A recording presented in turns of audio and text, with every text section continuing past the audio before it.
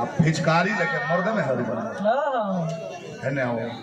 आओ तो मर करेजा हो करेजा हो दोनों जना के रोहन बा तू हूं मोड़ी टूप ले लूं हम होई का टोपी पहना दीजिए भाई फिर करिए टोबू भाभी कहाँ से लेके आई है जी का भाई ना कहले पहले हजारा न चले पुरनिया लोग के ओकरा बाद मासवा लाई कोई में कपड़ा लपेट के गिरहिया पे छेद कर दिया और नयका लोग का फिचकारी है चाइनीज प्लास्टिक मोमो चमो दिए तरंग फेंकला के बाद फुचू फुचू फुचू आ कस के दबला तो वहां पर के धपना में बिक देता है अपने लुंगी लेके आ जाता है हमार पुरन के जितना लंगड़ बड़े सो आरा में बाढ़ आई ये के धम दहा के कहां जाए रोहतास के उन्हें ऊपर चल जाओ रो बोल वही ना जितना लंगड़ कुल के मालूम लोग के गुड़ वाला जोड़ भगवान कई में दे दे कई में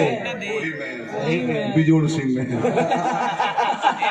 मैं बोल रहा है लगाए रोंग जहां जहां मन करी कहां लगाए देखिए रंग लगाओ कि कहत तने अभी हम नए नए डोली पर चढ़ के आए बा अभी हमर कम सीन उम्र बा ऐसे रंग ना लगाए दे मेरा जजी अभी हमर उम्र नाजुक बा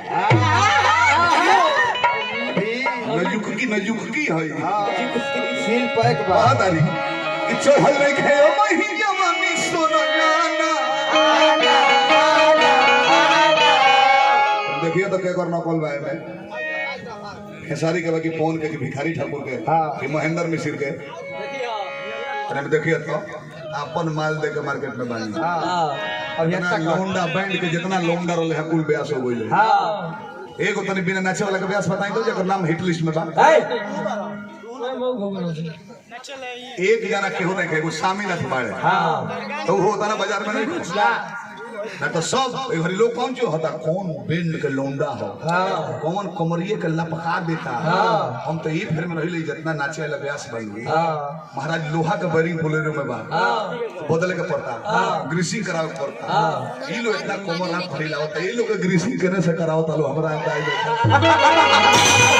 ये लोग को होला दिन में कावला गिरी सिगरेट से चढ़ल नहीं खेयो मही जवानी सोना जाना जिद जानी कोनी रंगे खातिर मोर खजाना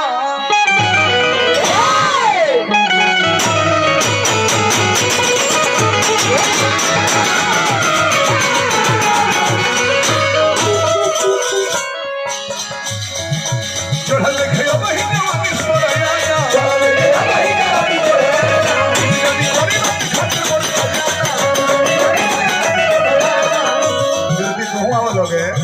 गिरती हो नहीं तो ये हो होली